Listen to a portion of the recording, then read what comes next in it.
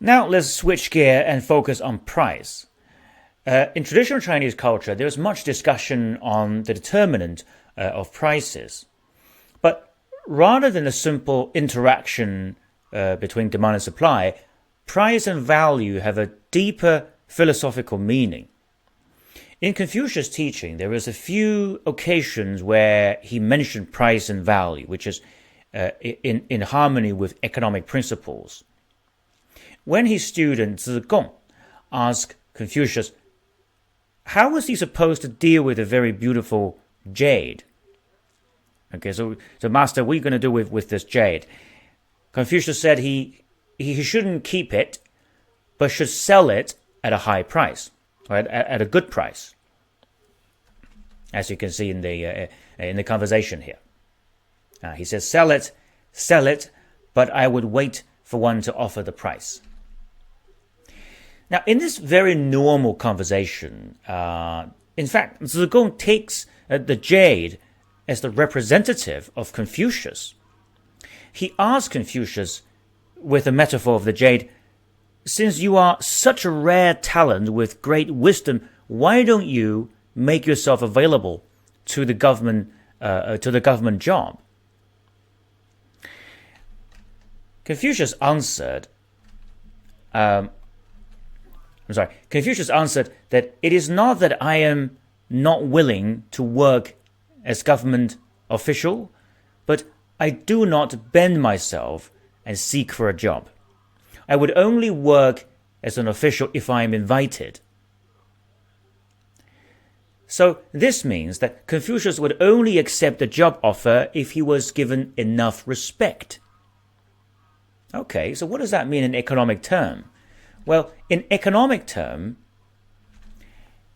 he maintained his supply of talent steady and wait for the demand to rise. So this rise in demand takes place at all prices levels and is represented by a rightward shift in the demand curve, as you can see with the new interaction at Q2, P2. So the higher price and higher quantity. Now this looks very simple, doesn't it? Well, in fact, there's a much deeper meaning in Confucius' response. Look, from a pure market perspective, it seems that Confucius was simply waiting for the market to move in his favor so that he could raise his bargaining power. And in this case, a rise in demand for his service, right? The determinant of price is not limited to market movement of demand and supply, though. A proper price setting must also consider the nature of the goods and services involved in that trade. For example, if we visit the garment market of clothing materials, we can see many different materials being sold by merchants. Yes, suppose we compare prices of silk and linen, and find out that silk and linen of the same length are sold at the same price. Would you consider that as a fair pricing method? I don't think so. Why? Well, simply because silk is much more valuable than linen and more difficult to make.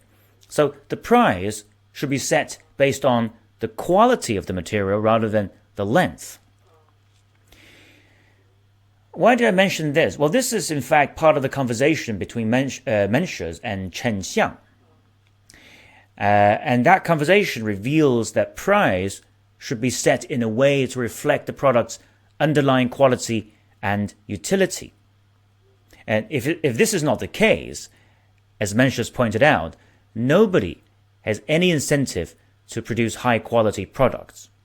Not only that, because of unfair pricing, people will have the incentive to practice deceit. So, at your own time, please have a look at this example in the reading list. So based on Mencius' argument, the fundamental principle of pricing, or is it the pricing policy, should be that price must reflect quality, not some ambiguous measures such as length, weight, or quantity. On the other hand, quality is related to the cost of production, right? The cost of production can be anything from direct material cost to research cost, labor cost, transportation, etc. And we should know that quality partially reflects the effort in producing a product or performing a service as well. And it is a rightful thing to compensate such effort with a proper price. So only if the goods are properly priced based on the effort of producing them can a supply of good quality products be maintained. So having discussed these obvious issues, now let's think about the function of price more deeply. Remember from earlier diagram, price is the intersection of demand and supply curve. So, in other words, a price can only be set if both the buyer and the seller agree, right? Otherwise, there's no deal. From the buyer's perspective, if you agree to pay for something at a high price, it means that you value the quality of the product that you're buying. And if you do value it, what would you do? Well, you'll be motivated to make the most out of it. Now, from the seller's perspective, a proper market price is a signal that the effort of the seller or producer is recognized by the user. And this will give them motivation to maintain product quality. But not all the goods and services quality can be simply measured by price. Confucius is offering a service, and that service is about governing a state and returning the people to their good nature. So this service of Confucius is absolutely priceless. So how should the market price it then? Well, we must understand that Confucius was not looking for a job. Remember, he did many different kinds of jobs before, as we mentioned in the previous lecture, right? Such as a granary warehouse keeper and a shepherd. He also had the support of his student Zigong, who was one of the wealthiest merchants in the whole China Empire back then. So he wasn't looking for wealth or anything. When he said that I would wait for one to offer the price for the jade, he really referred to respect, the respect that the employer must have for his service. Now, on the surface, we could interpret respect as an alternative to official salary, or some kind of payment in kind, if you like. But this view is far from complete. Remember, we just said that price is a signal of product quality and the recognition of quality from the user. It provides motivation for both the users and the producers to maintain product quality. So when Confucius was waiting for the employer willing to pay enough respect to his service, he was more thinking about the benefit of the employer rather than himself. If the government does not value the wisdom that Confucius could offer, then the government will not adopt his idea and principle. And for Confucius, it will be a complete waste of time. So in this case, a high salary is nothing comparable to the waste of effort. But if enough respect is shown by the government, and the government sincerely invited Confucius to come on board and help them to govern the state, Confucius would have happily accepted the offer, regardless how much they actually pay him. So this philosophy of Confucius is actually very clearly recorded in the Analects. Remember in Lecture 1 we said Confucius almost accepted the invitation of rebels, right, to help them to govern their territory. He said if anyone would employ him, he would be able to build another Zhou dynasty in the east.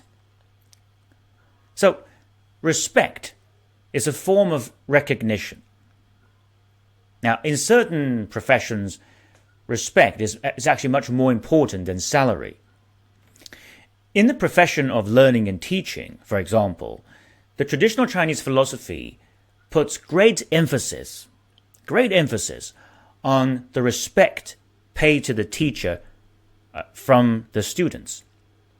But let's get this right. It's not only for the benefit of the teacher as a way of recognition, but more for the benefit of the students or the learners.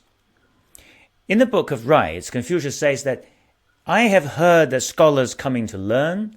I have never heard of master going to teach. So it means that in learning, it should be the student who make the effort to travel, certain distance to visit the teacher and ask for knowledge, rather than the teacher asking the students for an opportunity to allow him to teach. Well, why is that? Well, this is because a student who makes an effort to come to learn must have at least some respect to the teacher. Therefore, the teacher naturally feels obliged to give the student everything and fulfill the student's wish. So it's quite personal. Having a respectful heart is the precondition of learning. A student must respect the person who teaches them. So this is not for the benefit of the teacher, but more about the students. The Venerable Master Yin Guang, who was the 13th patriarch of the Pure Land School of Buddhism, he once said, when learning, 10% of sincerity and respect will grant the student 10% of achievement.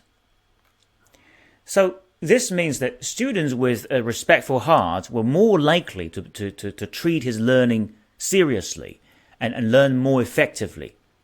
Meanwhile, the teacher is willing to teach wholeheartedly. So it's a very much, it's a mutual relationship there. So the learning outcome is correlated with respectfulness. The mentality, however, is completely changed if the teacher goes around defying students, and become an employee of the students. So in this scenario, the sense of respectfulness is greatly diminished, and the teacher is psychologically reluctant to teach properly. Now, as a university lecturer, I can assure you, this is unfortunately true. So, respect is very important for certain professions, given where talent, is the greatest asset. Now, put it differently, in industries where human capital is crucial to the performance of the work, paying full respect to the employees can help maximizing their effort and performance. So, in this case, respect is even more important than salary.